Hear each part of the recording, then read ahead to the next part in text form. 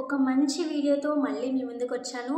ఇవాళ మనము fixed deposit అంటే ఏంటి, మ్యూచువల్ ఫండ్స్ అంటే ఏంటో తెలుసుకుందాము.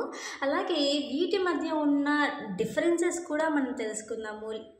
వీటి మధ్య డిఫరెన్సెస్ ఏంటి, అలాగే వీటికి ఉన్న అడ్వాంటేజెస్ ఏంటి, డిసడ్వాంటేజెస్ ఏంటి, ఇవన్నీ కూడా ఈ వీడియోలో తెలుసుకునే ప్రయత్నం చేద్దాం. ఓకే, ఫిక్స్డ్ డిపాజిట్ అనగానే మనకు గుర్తొచ్చేది ఒక మంచి ఇన్వెస్ట్మెంట్ కాదండి, ఒక మంచి సేవింగ్ మాత్రమే. ఈ మాట ఎందుకన్నానో మీకు లాస్ట్లో అర్థమవుతుంది. సో ఫిక్స్డ్ డిపాజిట్స్ అందరూ అన్నట్టే ఎటువంటి రిస్క్ ఉండదు, జీరో రిస్క్. ఒప్పుకుంటాను. ఎందుకు జీరో రిస్క్ అంటే, మనం ఏదైతే అమౌంట్ బ్యాంకులో వెళ్ళి డిపాజిట్ చేస్తామో ఆ అమౌంట్ని మొత్తం బ్యాంక్ వాళ్ళు ఒక సెక్యూర్ ఇన్స్ట్రుమెంట్స్లో ఇన్వెస్ట్ చేస్తారు. లైక్ గవర్నమెంట్ సెక్యూరిటీస్లో, ఇలాంటి వాటిలో ఇన్వెస్ట్ చేస్తారు. అందుకని ఒక సర్టెన్ రేట్ ఆఫ్ ఇంట్రెస్ట్తో అవి రిటర్న్స్ ఉంటాయి కాబట్టి ఎటువంటి రిస్క్ ఉండదు. పైగా మార్కెట్ రిస్క్ ఇవేమీ సబ్జెక్ట్ అవ్వవు కాబట్టి మనకు మనం ఎంతైతే అమౌంట్ డిపాజిట్ చేసామో బ్యాంక్స్ వద్ద అది సేఫ్గా ఉంటుంది. అండ్ ఇంకొక అడ్వాంటేజ్ ఏంటంటే, ఫిక్స్డ్ డిపాజిట్స్లో మనము ఒకవేళ 3 years 4 years పెట్టాము, నీకు మధ్యలోనే అమౌంట్ కావాల్సి వచ్చింది అంటే కూడా అప్పుడు కూడా నువ్వు బ్యాంక్స్కి వెళ్ళి విత్డ్రా చేసుకోవచ్చు. ఓకే, అండ్ ఇంకొక కానీ మెయిన్గా మనకు ఒక డిసడ్వాంటేజ్ ఉంది ఫిక్స్డ్ డిపాజిట్స్లో. ఏంటి అంటే inflation. So inflation every year 4% 6% ఉంటుంది. కానీ ఫిక్స్డ్ డిపాజిట్స్లో నీకు ఎంత పర్సెంటేజ్ ఆఫ్ ఇంట్రెస్ట్ రేట్ ఇస్తారు అంటే 5 to 6% వరకు ఇంట్రెస్ట్ రేట్ ఇస్తారు. సో అలా ఇచ్చినప్పుడు నీకు వచ్చే అమౌంట్ కానీ ఏదైతే ప్రిన్సిపల్ ప్లస్ ఇంట్రెస్ట్ ఉంటుందో ఆ అమౌంట్ మొత్తము over a period of time చూసుకున్నట్లయితే ఇన్ఫ్లేషన్ని బీట్ అయ్యి మరి రిటర్న్స్ ఇస్తుందా అంటే నో అనే చెప్పాలి. కానీ ఆ ఇన్ఫ్లేషన్తో పాటు గ్రో అవుతుంది, ఓకే, ఐ అగ్రీ విత్. కానీ ఇన్ఫ్లేషన్తో పాటు గ్రో అయ్యి నీకు ప్రాఫిట్స్ ఇస్తాయా అంటే ఇవ్వవు. ఎందుకు చెప్తున్నానంటే ఈ మాట, ఇన్ఫ్లేషన్ కూడా 4% to 6%, in between 4% to 6% grow అవుతున్నప్పుడు ఇచ్చే ఇంట్రెస్ట్ రేట్ ఖచ్చితంగా 6 7 అట్లీస్ట్ 8% అయినా ఉండాలి. అలా 8% ఉంటే అట్లీస్ట్ మార్జిన్లో నీకు 2% 3% ప్రాఫిట్ ఉంటుంది. కానీ ఇక్కడ డిఫరెన్స్ ఏం కనిపించట్లేదు. నీకు ఇచ్చే ఇంట్రెస్ట్ రేట్ కూడా 5 to 6% ఉంది, ఇన్ఫ్లేషన్ కూడా 4 to 6% వేరీ అవుతుంది అన్నప్పుడు మనకు ప్రాఫిట్స్ ఎలా వస్తాయి? రావు. అందుకనే నేను చెప్పాను, ఫిక్స్డ్ డిపాజిట్ అనేది ఒక ఇన్వెస్ట్మెంట్ కాదు. ఫిక్స్డ్ డిపాజిట్ అనేది ఒక సేవింగ్ ప్లాన్. నీ దగ్గర ఒక 3-4 crores ఆఫ్ అమౌంట్ ఉంది, ఎక్కడ ఇన్వెస్ట్ చేయాలో తెలియలేదు, కానీ నా దగ్గర ఉన్న అమౌంట్కి ఎంతో కొంత ఇంట్రెస్ట్ వస్తూ సేఫ్గా ఉండాలి అనుకుంటే మాత్రం మీరు ఫిక్స్డ్ డిపాజిట్ చేయొచ్చు. కాదు, ఇంకా ఏంటంటే నా దగ్గర అంత అమౌంట్ లేదు, కానీ నా దగ్గర ఉన్న ఎంతో కొంత అమౌంట్ చాలా చాలా అంటే ఒక certain rate of interest increase అవుతూ ఉండాలి, అందులో ఒక ప్రొడక్టివిటీ ఉండాలి, ఈల్డ్ ఉండాలి అని నువ్వు అనుకుంటే మాత్రం ఖచ్చితంగా మ్యూచువల్ ఫండ్స్ బెస్ట్.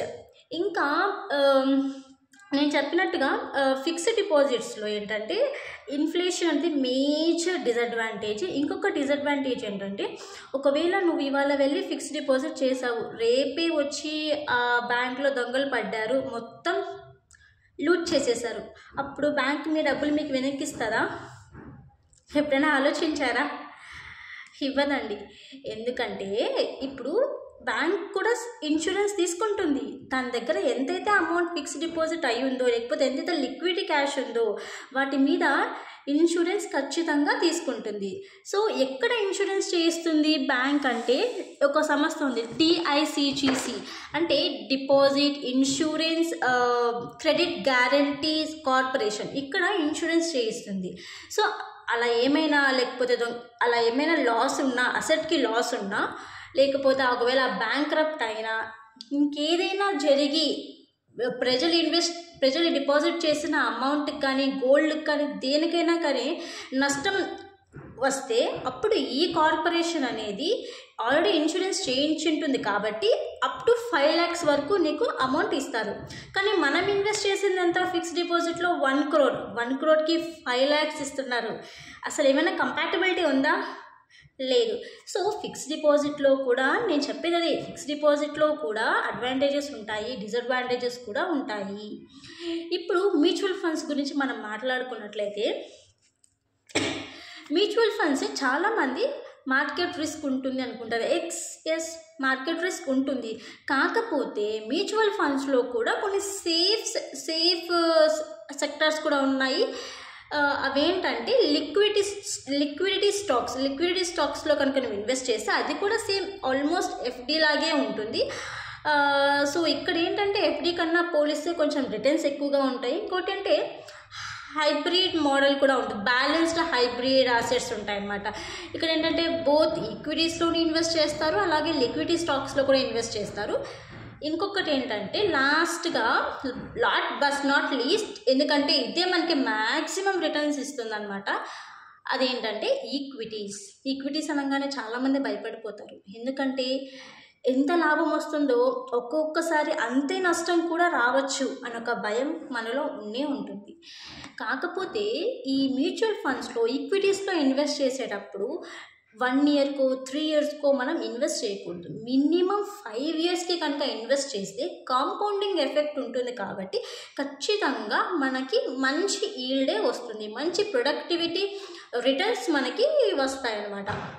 సో కానీ మ్యూచువల్ ఫండ్స్లో ఇన్వెస్ట్ చేసేటప్పుడు మనం ఎందులో ఇన్వెస్ట్ చేయాలి, ఏ కంపెనీలో ఇన్వెస్ట్ చేయాలి అనే మినిమం నాలెడ్జ్ మనకు ఉండాలి.